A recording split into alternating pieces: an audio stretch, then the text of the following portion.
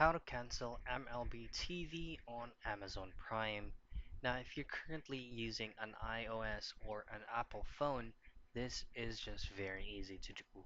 From your iPhone, all you have to do is to go to your iPhone settings, and from there, just simply hit on subscriptions.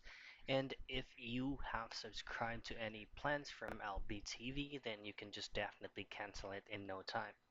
But if you're using an Android or from your smart TV, then you'll have to access your Amazon Prime account manually to your laptop or PC, or you can just actually do this from your phone, just access any browser from your device.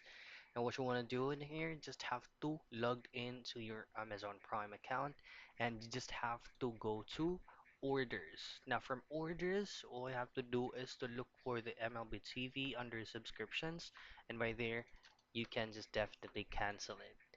And that's how easy and quick you can go ahead and cancel MLB TV on Amazon Prime.